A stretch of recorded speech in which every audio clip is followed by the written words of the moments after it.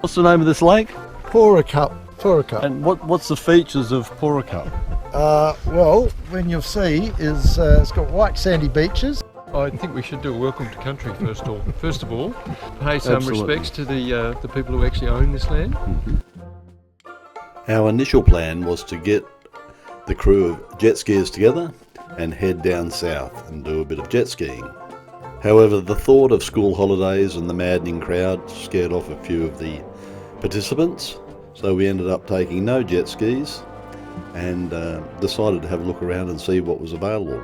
And this lake looks perfect for us to bring our jet skis down on our next adventure. And now we're back on the road heading for Pete's place. And as you can see, Pete is certainly not short of a few roos in the top paddock. Peter and Linda have built a fantastic property, and we're happy to say they accept visitors. By the time we greeted Peter's new cows and set up our campsites,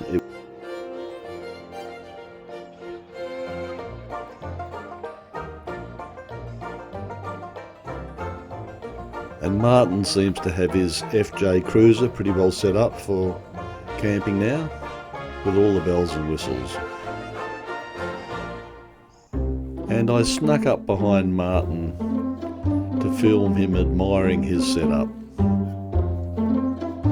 And then he realised I was behind him.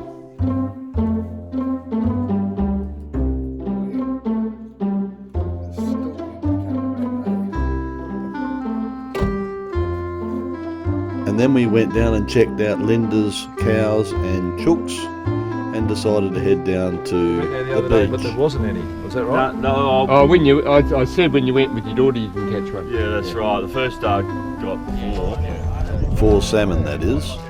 And then we headed down to Green's pool for a swim. Getting down to the beach early had allowed us to miss most of the maddening crowd. John impressed us with his agility to climb up the stairs and come and get Peter's underwater scooter and take it for a test run.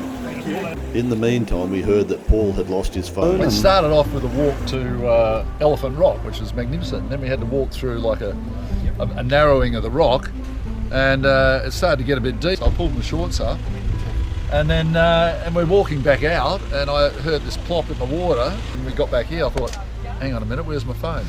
So very, very lucky, we walked back, and I just grovelled around in the seabed and I found the phone. And now we're heading down to Parry's Beach to set up a camp for the afternoon. In no time the salmon were coming in and Ben was busy filleting the fish. Mark nailed a blue bone and a salmon. Beer battered salmon.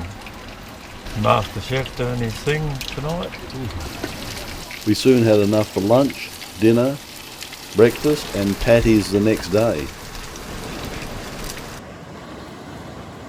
When you're down in Denmark, Parry's Beach is certainly one of the places on the list to visit, and it always delivers. I'll put in a bit of footage of us driving along that beach behind us there.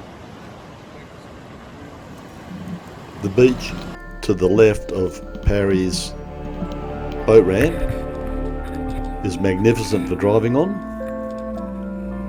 and of course there's lots of space for everyone to park who wants to catch a few salmon, and the surfies are doing their bit as well.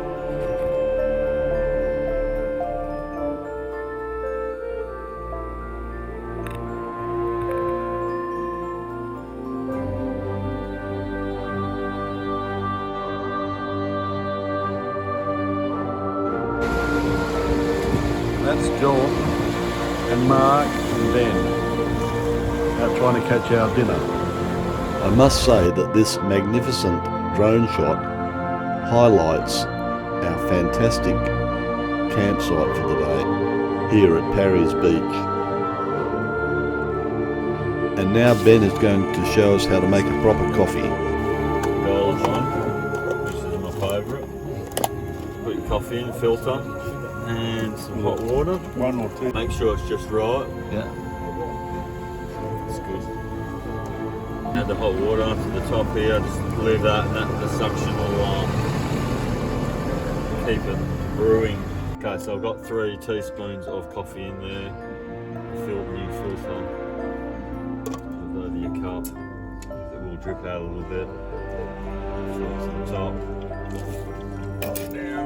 Put that in quite quickly. And that will stop the water falling through because of the suction. So it's been brewing for a couple of minutes now, and you just push it through.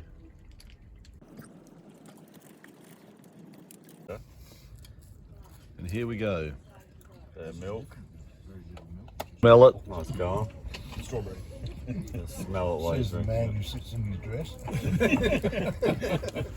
Suck your leg. Very good.